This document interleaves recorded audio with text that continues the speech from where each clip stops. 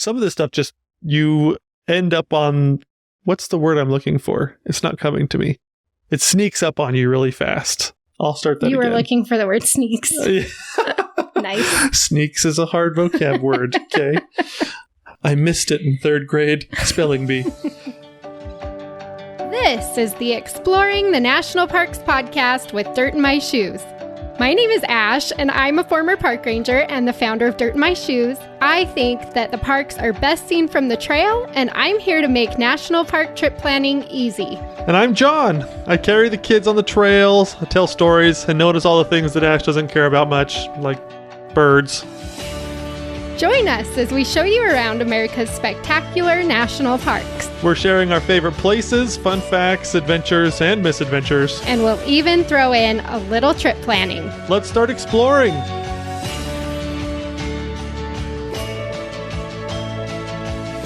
John and I are coming up on our 12-year wedding anniversary. Oh, yeah. And I don't know if any of you who are married or who have been with a partner for a long time, have noticed that you kind of have the same, 3 to 4 arguments over and over. Through the span of our marriage, we've kind of had the same arguments. So I had to laugh today because when I went down to eat lunch, I was so devastated. Because John ate my burrito from Taco Bell that I bought last night. Which you said you offered to me yesterday. I offered it to him last night for dinner because he's been feeling kind of weird and I didn't want to make dinner and have the house smell weird. So I took our son to Taco Bell for dinner and I ordered an extra burrito that I didn't eat. And so I came back and I was like, are you hungry? Do you need dinner? Or do you want this burrito? And he's like, no. And so I was really looking forward to eating it today for lunch, and he ate it. And we have arguments like this all the time, always around food. It's like when I have brown bananas sitting on the counter and I'll notice them and I'll be like, I'm going to make banana bread today after work. And then I'll go down to make the banana bread and he's eating the brown bananas. So I don't know if anyone else ever has that kind of argument, but we have so many miscommunications over what John is allowed to eat and what he's not allowed to eat in our house. So most of the time I just starve. I can't eat the raspberry yogurts that we have in the fridge, Those are especially mine. if it's the last raspberry yogurt. I get in big trouble. And I've actually trained the boys, guys, if it's the last yogurt and it's raspberry, you can't eat the last raspberry yogurt. Sorry, that's your mom's. It's always reserved for your mom. It's just, I apologize. I know. You always eat my banana bread bananas, too. It's because you don't tell me you're going to make banana bread. I know, because who would want to eat those nasty brown bananas? Every time I just feel like I don't need to tell you. And then he eats them. It's like we're on the same wavelength as far as today's the day to do something with our bananas. Oh my gosh. He eats them and I want to make banana bread. So yeah, but I feel like I should get credit because yes, I ate your burrito, but we had pizza a few days ago and I did not eat any of those leftovers. I know. I saved them for you for multiple lunches. So you got 2 lunches out of those leftovers and I didn't have any of them. I know. Poor John is just I don't know what I'm allowed to eat. And then when he asks me, I get mad. Of course you can't eat that, dummy. That's for dinner. Or whatever. So, anyway, just wanted to give you a little insight into what it's like to be married for 12 years and the kind of fights that we have. Just over dumb and over. things. I know. Could be worse, that's for sure. I don't know how to segue into what we're talking about today, so I'm just going to go ahead and jump in. They have great burritos in Glacier National Park. They don't. The food there is not great. So today we wanted to devote this episode to the beautiful and spectacular Going to the Sun Road in Glacier. Oh, it's so beautiful. So much about this road is just awesome and epic and deserving of so much attention. It really is. So today we want to drive you through the park. We're going through the middle of Glacier National Park on the Going to the Sun Road. We want to point out our favorite stops along the way, different things that you can see and do along this road, things that you'll need to know before you drive this road, so that hopefully if you're planning on going to Glacier sometime soon, you can get really excited for your time here. Yes. And for people that maybe haven't been to Glacier or haven't seen it or maybe don't know what it is, I've prepared a few fun facts. Great. I'm so excited. Yes, to kind of introduce the road and help people realize, oh my gosh, that is so cool. I want to go do that. John's like, I have some fun facts. And I'm like, I've got some boring stuff that I want to share too. All the trip planning stuff. So. Yes. So we'll jump right in. Before I even describe the road, I feel like this first fun fact will really kind of put it in the right perspective. This is fun fact number 1. The Going to the Sun Road was originally called the Trans Mountain Highway. It was officially renamed the Going to the Sun Road when it was completed in 1933, but the first original road was the Trans Mountain Highway because the road basically goes over the Continental Divide here. It goes up and through some of the most rugged and beautiful mountains that you could almost ever imagine. And so it goes 50 miles up and over these mountains. And from the bottom of the road near Apgar Village, it goes up to the top of the road like 3,500 feet. And so it's just amazing. It's a huge feat of engineering what this road is. 50 miles up and over these crazy mountains. And it's just awesome. True. All true. Yes. Fun fact number 2 is that the Going to the Sun Road only has one switchback. That's what's crazy about it. Yes. Honestly, you're climbing so much elevation and they only used one switchback to do it. It really is bonkers because I've been on roads that have gone up so much less elevation and it's like switchback, switchback, switchback. Yeah. It's kind of frustrating. But that wasn't always the plan. The plan wasn't always to just have one switchback. So in 1924, the first director of the National Park Service, his name was Stephen Mather. He was awesome. And they'd already kind of been planning on building this road. It seems like they actually started the road, the bottoms of the road, without realizing. And how are we going to meet up in the middle? That type of thing? Exactly. They started the road it's without. Like the Transcontinental Railroad. We're like, hopefully they just meet. We'll get together sometime. Yeah. Somewhere along the way, we'll figure it out. But so in 1924, he's there with some of the people that were in charge of the construction, and they're kind of planning out the middle, the most important section of the road, the most dangerous and difficult section. And the original planner of the road, his last name was Goodwin, and he had a plan that the road would come up from Apgar on one side, it would go up from St. Mary on the other side, but that center section where it was the most steep and the most dangerous, it would actually have 15 switchbacks to get you up to Logan Pass. And so quite a bit of work. The construction would have been fairly quick, fairly inexpensive in comparison to what the actual road ended up being.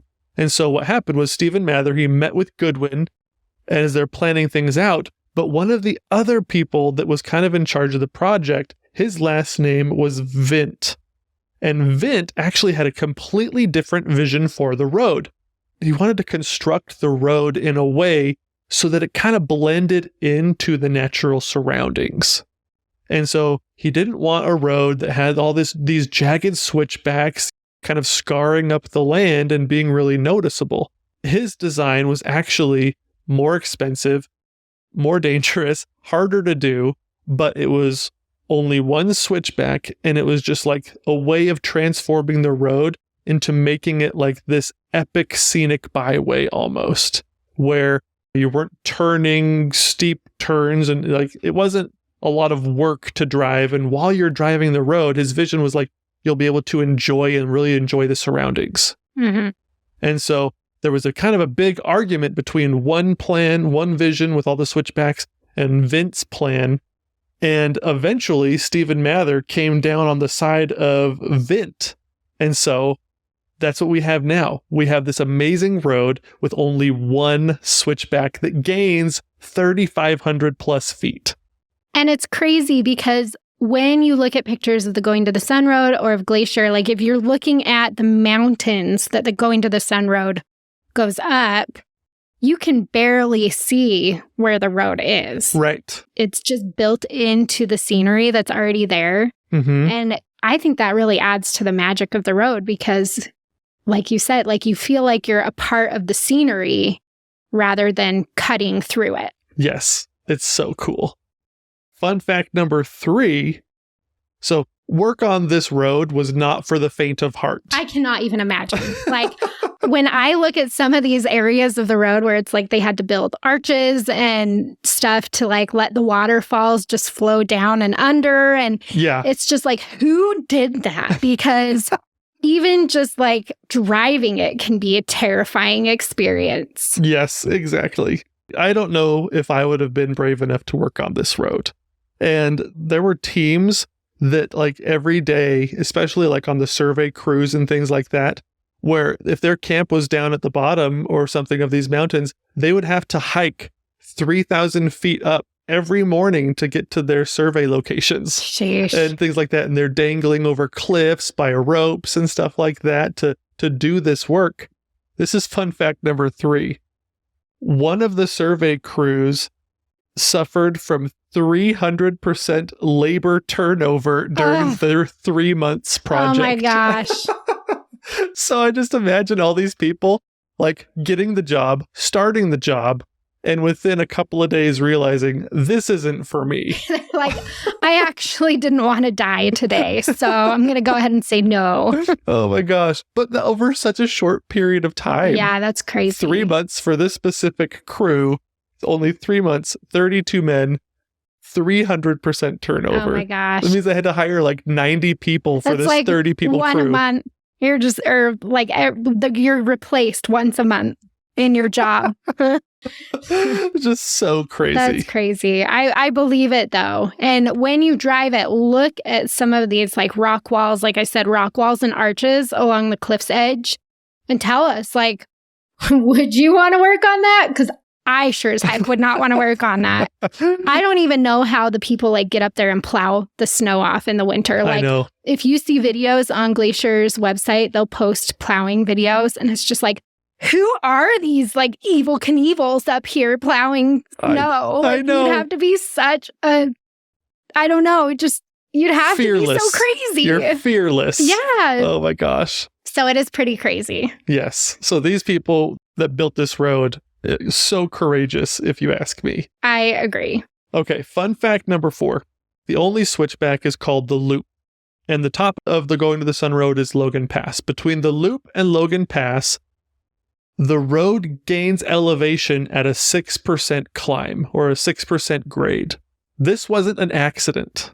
And they actually designed the road this way to have a specific 6% grade because in the 1920s, cars would have to shift down into second gear at a 7% grade. Ah. So interesting. So kind of along with Vince's vision for this road, people being able to kind of enjoy the drive and not having to pay so much attention to how they're driving necessarily, but enjoying the driving experience. They kind of kept that in mind. I think that's kind of cool. It is cool. I also wish people would pay more attention to their driving. Yes, definitely. But I can appreciate the sentiment. Yes, I will say it does give me a little bit more comfort knowing that there are less manual transmissions on the Going to the Sun road. Okay, and the final fun fact. The road was designed to blend in with the surroundings as much as possible. And they insisted that the bridges, the retaining walls, the guardrails, all be made of native materials. Mm-hmm. And most of the structures along the road used rock excavated from local places. There, yeah. Yeah, exactly. And they couldn't even, when they made the road, they couldn't even use large explosives. They had to use small explosives and because they didn't want to do too much damage to the landscape. And so, I think it's cool. I know. It's the perfect example of like balance between infrastructure and preservation in a national park. Yes. I think that's why I love that so much. Yeah, it's absolutely beautiful. They figured out how to get people up into that area and get a road up in there without it seeming like you shouldn't be there. Right. Or like we're destroying everything around it. Exactly. So much natural beauty was preserved. I actually think it kind of accents the area kind of nicely. It's really cool. Now I'm kind of glad we kind of get a little bit of a broad view of the road. And now I'm excited to jump into the actual fun stuff. Yes, but first, a detour to the boring stuff. There are some things that you need to know before you drive this road. Yes. First of all, there are size restrictions on the road. You can only have a vehicle of a certain size. Because they designed it for cars in the 1920s. Yeah, there's some really narrow areas. There are some areas where like the cliffs jut out above you. So if your car's too tall, you won't clear it. Right. There's some areas where there's barely enough room for two vehicles. And so if you're too big and you can't make your turn, then you'll be in the other lane. Yes. And if you're in the other lane, there's nowhere for that other car to go because it's cliffside. Right. These size restrictions are really important. As of recording, it's 21 feet long, 8 feet wide, and 10 feet tall. Mm-hmm. That's what your vehicle can be. Right. So do stick to those really carefully. This road has a very short season that it's fully open. So a lot of people don't realize that. You can drive portions of the road through most of the year. You can drive at least part of it, but the cool part is not open for most of the year. And so typically the full Going to the Sun Road will be open from about July through mid-October or so. It's so crazy. And October, I'm like, yeah, but it does often close down because they do get snow in October. Mm-hmm. So they try to keep it open as long as they can, but you're up at 6,000 feet above sea level. It's a beast to get the snow off of. And so it does have a very short season. Right. So don't plan your trip in June if you want to drive the whole road. That's the moral of the story here. Yes. Right now, and probably for this foreseeable future, you do have to have an entrance reservation to drive this road. And so definitely go and check the Glacier website. See if you need an entrance reservation to actually drive along the Going to the Sun Road. Mm-hmm. It changes every year. They make little tweaks that just drive me crazy because it can't be consistent. Yes. But I will help you do that with a Glacier itinerary. If you want my help, I will make sure to walk you through the whole process. But just be aware that they have started doing that in the past few years. And the other thing is there's no gas stations in Glacier National Park. Right. So if you're going to drive this road, just make sure you know that there's nowhere to stop for gas along the way. So fill up in West Glacier or in St. Mary. Yep. So those are the boring things. But now let's jump to the stops and the different sites that you'll see along the Going to the Sun Road as you drive it. As John mentioned before, it's about 50 miles long. It takes about 2.5 hours or so to drive from one side to the other. Right. It's pretty slow driving. You don't want to rush through it anyway. Yeah. It's so scenic too. You should take your time and enjoy and pay attention to where you're going and all that. But there's a lot of really cool stops along the way. Right. I saw this article that was like, the 27 best stops along the Going to the Sun Road. And I'm like looking at it going, 27? Wow. You can't have 27 best stops. That's like all of the stops. That's the pit toilet in this spot. And actually, this pit toilet is even wider doors. I don't know. It's so weird. I had a good laugh over it because I was like, 27 best stops? I think there might be 27 stops. This pullout counts, right? Yeah. There's a couple pullouts for this waterfall, so we'll just put them all on there. All of them are the best. So anyway, we don't have 27 because I don't think there's 27 best stops. Right. I think our list has like around 15 or so of the things that we keep stopping at over and over. So let's start at Apgar Village. This is the main kicking off point, basically, for the Going to the Sun Road on the west side. Right. And Apgar Village has some hotels. It's got like an ice cream shop and some restaurants. It's got canoe and kayak rentals, stand-up paddleboard rental. The shuttle stop. There's a visitor center, a big campground, picnic area. Mm-hmm. This is like the hub on the west side. Right.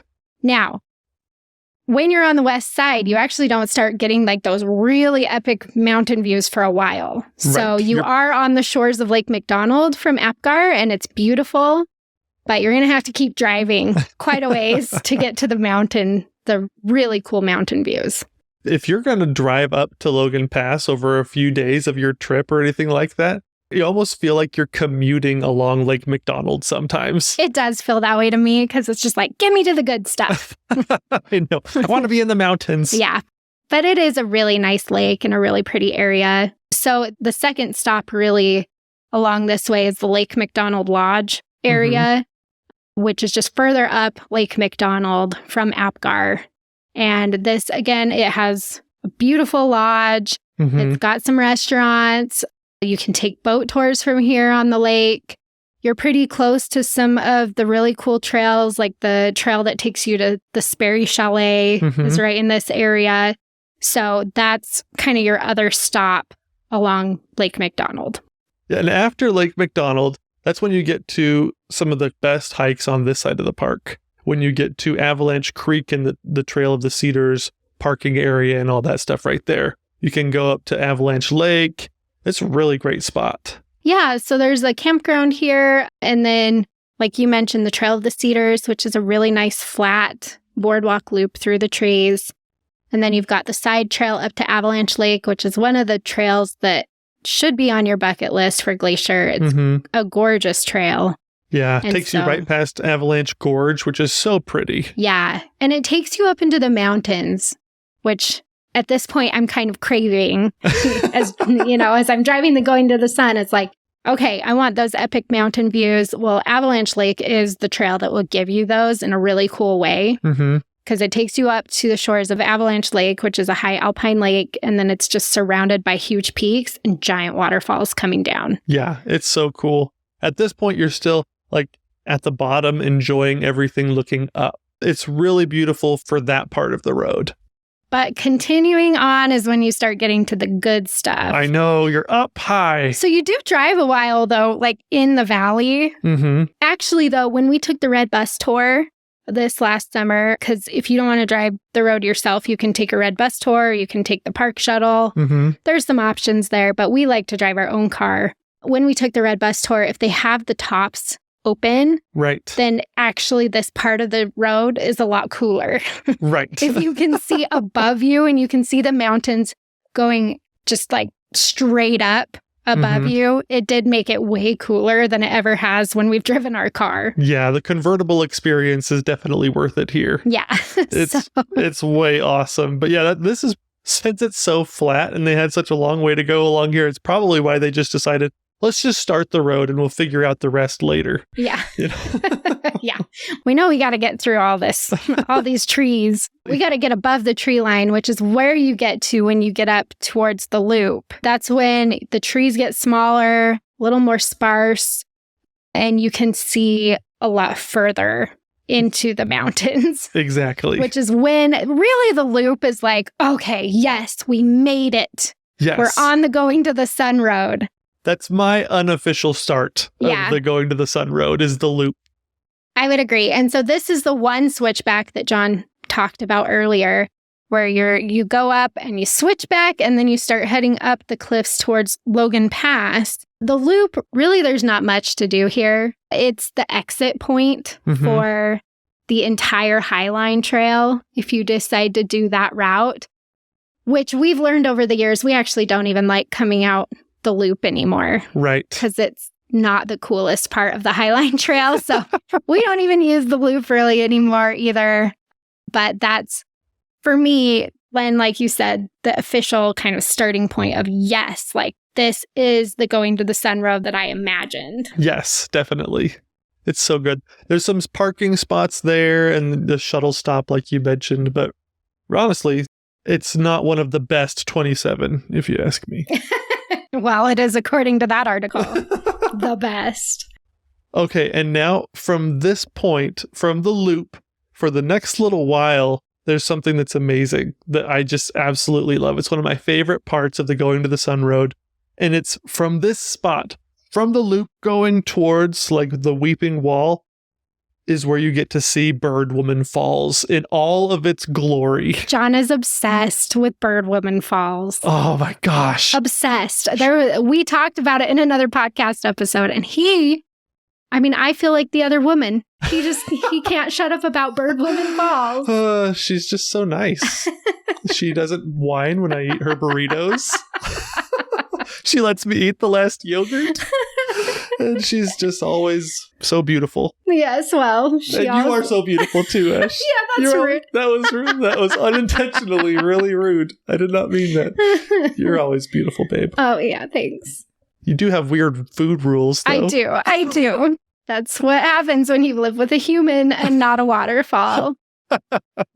So Birdwoman Falls comes down from the high peaks of Glacier. You've got some glaciers up there. You've got some ice fields up there that melt as the summer goes on. And so the beginning of the summer especially, you'll see this waterfall really well. Yeah. And it's like 500 feet. It's a good sized waterfall that just like plummets down the cliffs on the opposite side of where you're driving. Yeah. And there's probably several pullouts that you can stop at and view this waterfall from, because it's on the other side of the canyon. It's not on the same side of the canyon as the road. And so you get this long, awesome view. It's really cool. For a long time, you get to look and stare and not be creepy about looking at this beautiful waterfall. So if you see a giant waterfall across the canyon from you, it's probably Birdwoman Falls. But there are some pullouts that you can get out and take some pictures and stuff too. So right. Continuing on is probably one of my favorite things along the Going to the Sun Road, and that's the Weeping Wall. Yeah, it's so cool. This one dries up again as the summer goes on, and so earlier in the season you can go, the better. But the Weeping Wall is basically just a waterfall that comes down onto the road. I love driving under it when it's actually flowing pretty hard. Yeah. Because if I roll my kids' windows down just a little bit so they get soaked. It's awesome. Yeah. We got soaked last year when we drove past it. It was so fun. So that's a fun stop. And then you get to Big Bend, which is, it's not a switchback, but it kind of goes into the mountain a little bit right there. There's a big parking area, gorgeous views, another giant waterfall if you're there early in the season. Yep. And so that's a really nice stop. They also just put, here, we can add this to our 27 best. New toilets? New toilets. Yeah. They just put new toilets in at Big Bend. So there you go, you guys. Such a good stop. And then you also have Triple Arches, which is a little bit hard to see if you wait until you're actually upon Triple Arches. But this is one of those big engineering feats on this road where they put in these beautiful stone arches to, I think, not only hold up the road, but also to let the water flow down through them. Naturally. Yeah. So that's so cool. So you'll get a better view of the Triple Arches before you actually get to the Triple Arches. So be watching the road and see if you can, because the road kind of curves right there too. Right. So you got to keep your eyes on the arches before you get there if you want to get a good picture. And the road. Watch I know, the it's road. kind of tricky because we want you to see and appreciate all these stops and some of these cool features, but some of them sneak up on you a little bit. And so you kind of have to be focusing on the road because the road is the most important thing to be watching. Yeah, I mean, that's why a lot of people do choose to either take the Glacier Shuttle or the Red Bus Tour. But neither of those, for me, just give you the flexibility that we like when we're here. We like to get out and spend a lot of time hiking trails and things like that. The Glacier Shuttle is just too inconsistent for me. How many times have we waited for a shuttle for like an hour, hour and a half? Oh, yeah. Pretty much every time. Every time we've tried. So, yeah, if it's in the middle of the summer, that's kind of our experience at least. And then the Red Bus Tour is really cool and it's a fun experience to have, but they don't let you stop for very long. Yeah. So if you want to do anything at any of these stops, then, the Red Bus Tour really doesn't allow. So I feel like the Red Bus Tour is its own experience. It is. I think you have to go into it just wanting that Red Bus Tour experience, knowing that you're going to drive it later to actually go hike. Exactly. You don't see Glacier by doing the Red Bus Tour. you visit Glacier, and you do the red bus tour. Right. That's our personal opinion, at least. Yes, exactly. But if you're a terrible driver, take the red bus tour. do us all a favor. Do us all a favor. I was about to say the same thing. Okay, so after Triple Arches is when you're really at the approach of where everybody wants to be. Yes. Logan Pass. Logan Pass. Oh. So Logan Pass is the high point of the Going to the Sun Road. It's the last part to open up for the season. It's 6,646 feet above sea level. And you really get that high alpine, just I'm on top of the world feel when you're up here. It's the hub for like some of the best trails. That get you into the high country. Yeah, I mean, this is where you'll go if you want to hike the Highline Trail, which is like major, like super popular, ultimate trail in Glacier. Mm-hmm. You've got the Hidden Lake Overlook Trail that starts from right here, which again is another just one of those iconic glacier views that you gotta go hike to see it. Wildlife wise, we always see something up here, either bighorn sheep or mountain goats. This is the area where people got charged by a bear a couple years ago. There are bears up here for sure. So just some really cool scenery. Yes. Lots of wildflowers in the summer. Oh, man. So this pretty. Place, so many wonderful things all culminate at Logan Pass. It's such a cool spot to be. And the wildlife, I mean, you are almost guaranteed to see something wild up here every time. As you drive up the west side, your approach, you're going to pass a bunch of waterfalls. Almost always people are pulled off to the side of the road or like driving slow or someone's standing up out of the top of their Jeep or whatever, just taking pictures of mountain goats jumping all over the rocks. It's so cool. I love this spot. It's a love-hate relationship for most people though, because the parking situation really is ridiculous. Yes, it's true.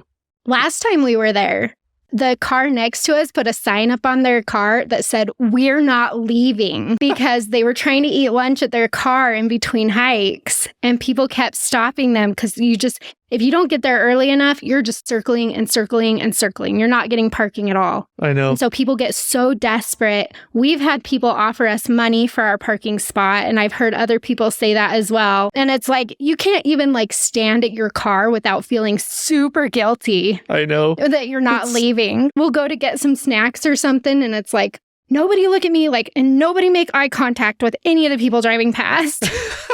Because they all want our parking spot, and they all want to know if we're leaving, and we're not leaving. Leave us alone. I know. I've been watching a lot of Sonic Boom with our children. So it's a Sonic the Hedgehog cartoon.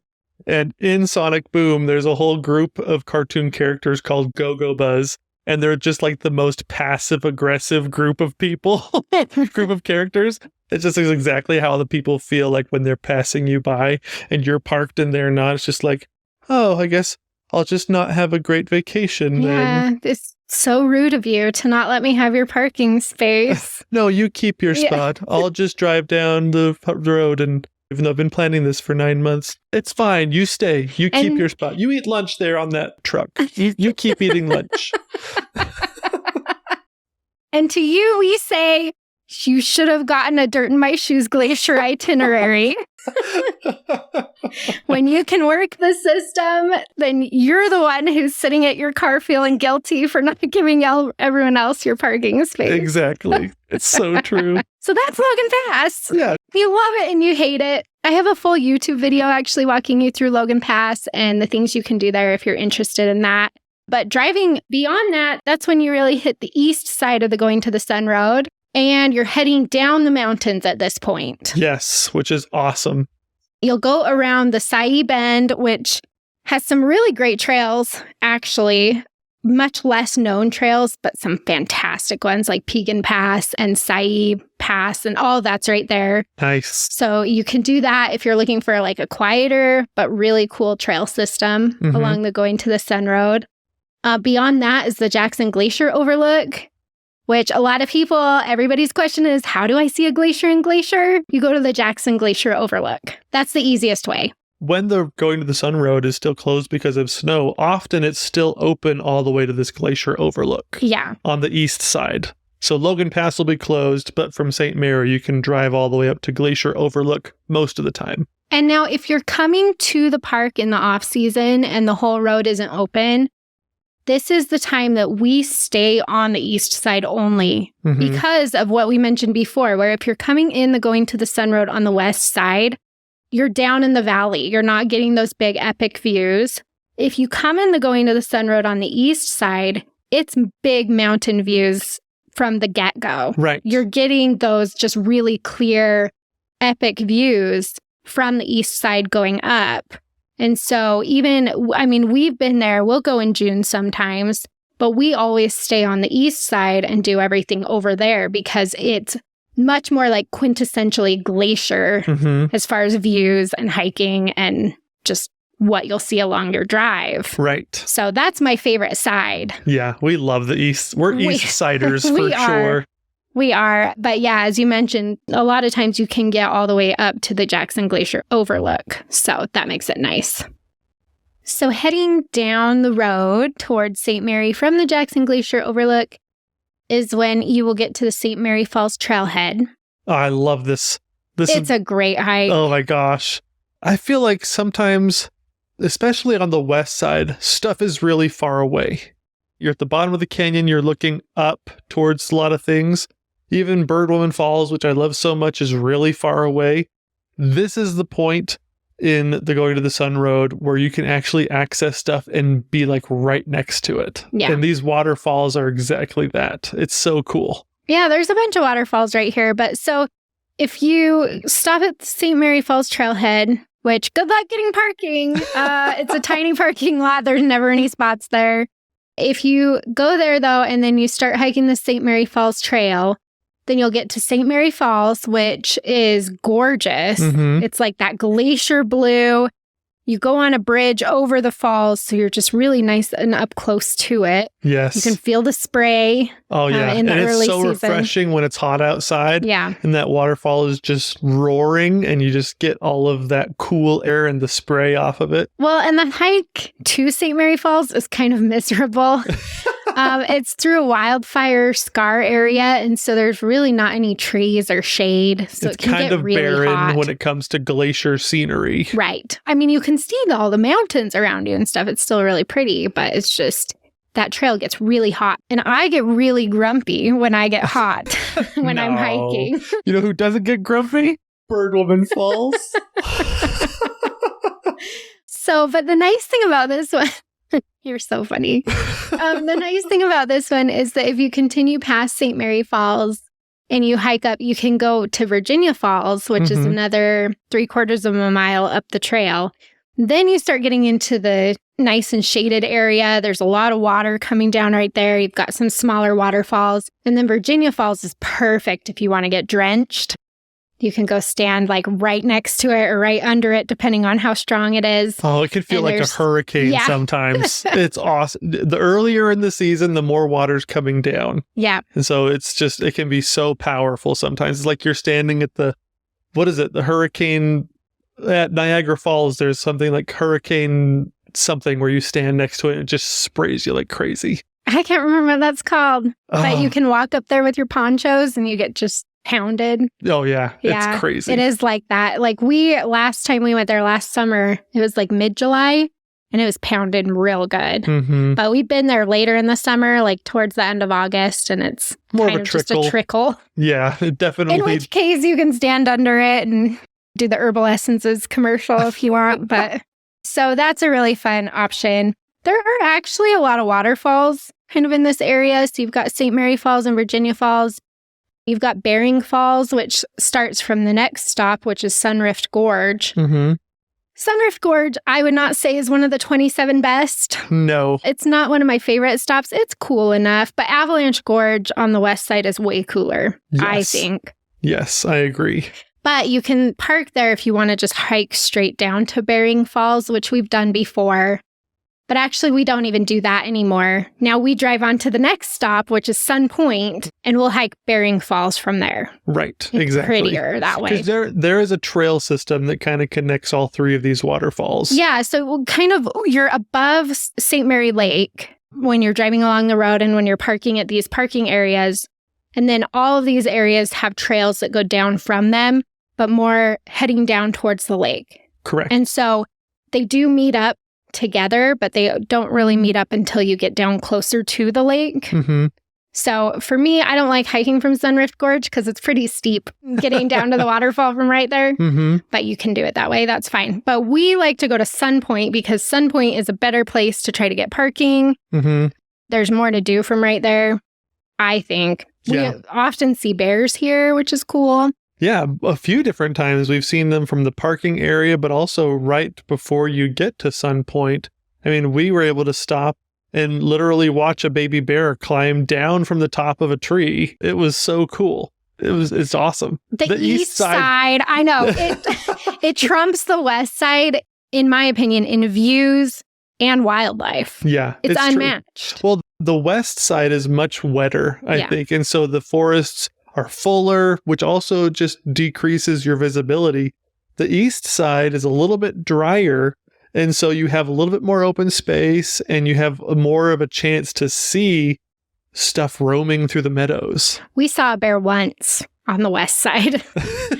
If you hike on the west side, you'll see more. Mm-hmm. But like from the Going to the Sun Road, we saw one bear one time. Right. Where the east side, it's like... Every time. It is. Yeah. We see every time we go to the east side, whether it's Mini Glacier or whether it's this part of the Going to the Sun Road, we see something. Yeah. And it's awesome. Yeah.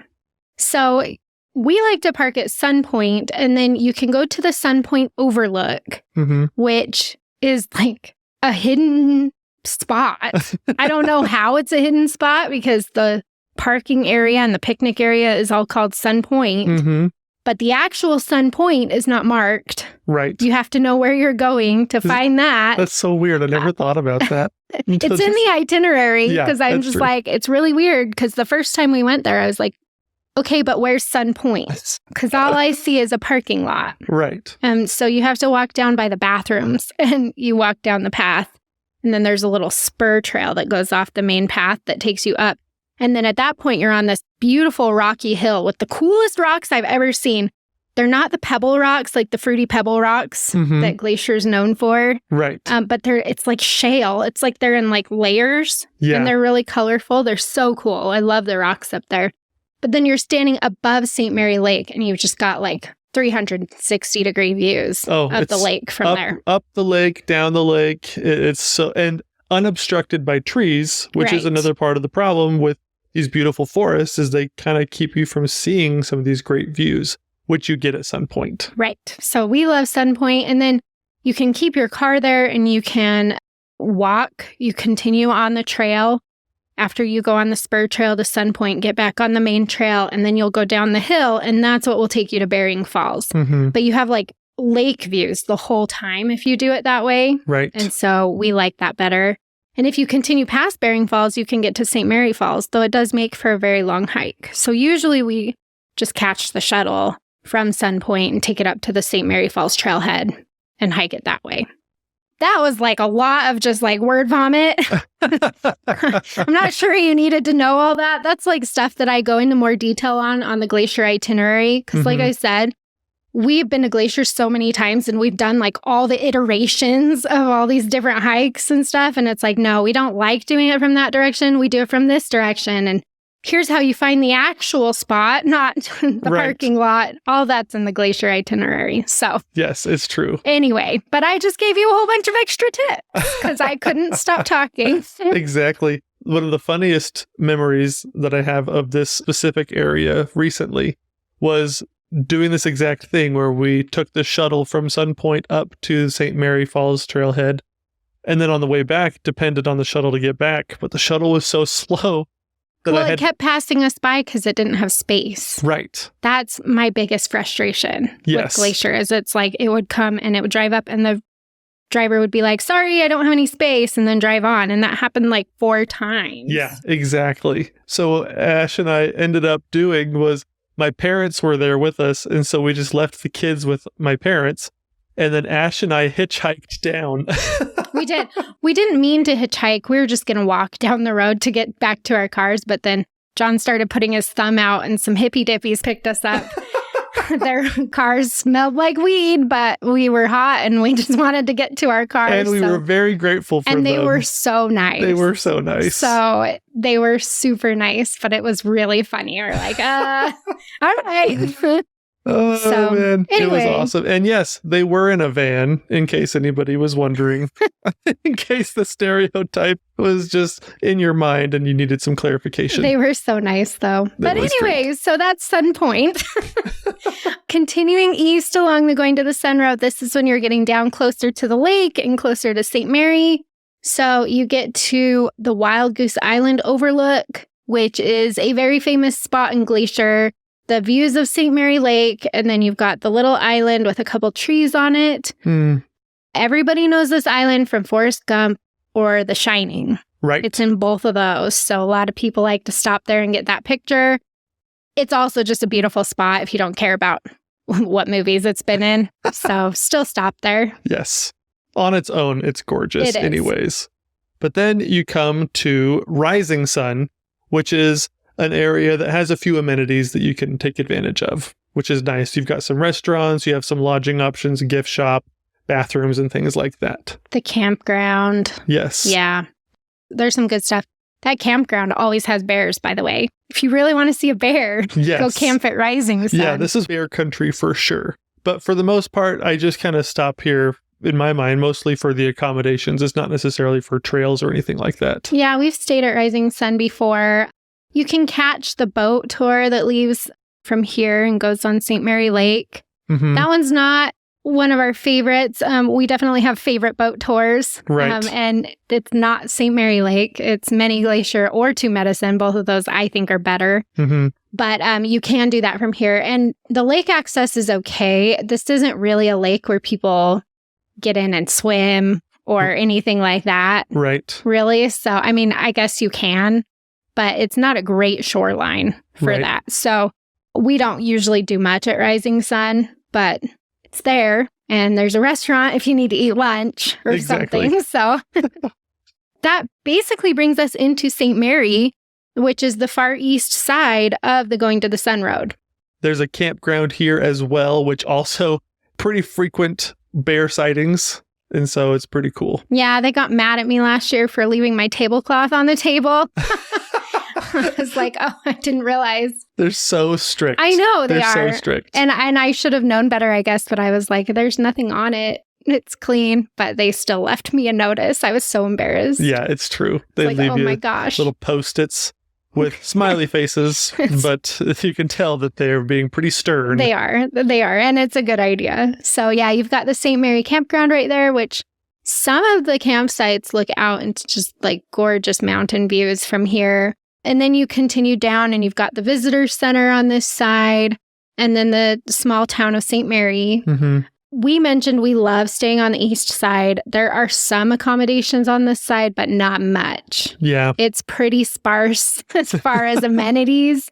If you get gas on this side, it's probably going to be a good $1.50 more expensive than on the west side. Right. So that sticker shock is not fun. No. There's a little grocery store, but again, not like the bigger grocery stores that you'll find on the west side. So if you're going to be on the east side, just expect that you're not going to have the same amenities, but it makes up for it in views and wildlife. And access to Many Glacier, which is an amazing part of the park. Yes. You don't want to skip that. But Many Glacier is not along the Going to the Sun Road, so we are skipping it in this episode. But go listen to our Exploring Glacier episode where we talk more about Many Glacier. Correct. Oh, it almost feels like hard to not talk about Many Glacier. Yep, but it's not on the Going to the Sun Road, so it doesn't count. We're not talking about it. Right. Go listen to that other episode. Altogether, like you can spend a good day or two just driving this road and stopping at all of these stops. There are a lot of longer trails that you can do that we didn't mention. We mentioned a few of our favorites, but the possibilities are endless, really, up here. So just joyride it. Enjoy it. Take your time. Stop where it interests you. Make sure you have a good plan, though, for getting to some of those busier spots because Otherwise, you'll be sad. Right. Exactly. But and you could be in a situation where you're bribing people for their parking spot if you don't have a good plan. So if you need a good plan, the Dirt in My Shoes itinerary for Glacier does a great job of detailing out how to really enjoy the going to the sun road in the best way possible, I think. And so it will be a lot of extra information that you probably didn't know you needed, as I exhibited in this episode today. Yes. There you go. That's just a taste of what you have waiting for you in the Glacier itinerary. Oh, man. But yeah, I get super nerdy about Glacier just because so many people want to visit there, but so many people have a bad experience, especially along the going to the sun road with like trying to get parking and all the traffic and stuff. We make it sound really idyllic because we're just cruising along this road, but really there's also a million other people cruising along the road with you. So yes, keep that in mind. But for your task today, we want you to go over to the Dirt in My Shoes Facebook or Instagram page and tell us which stop along the going to the sun road is A, either your favorite if you've already done it, or B, the one that you're most looking forward to seeing. Right. Oh, there's so many good ones. I don't know what I would want. Birdwoman Falls. Yeah. We've already know that's your favorite. Yeah. I like to spend a lot of time with her along the road. Okay. Thank you for joining us today. We're so glad that you're here. Thank you for leaving such nice 5-star reviews for us on our podcast. We really appreciate it. And we hope that you're able to get to Glacier soon so that you can get some dirt in your shoes.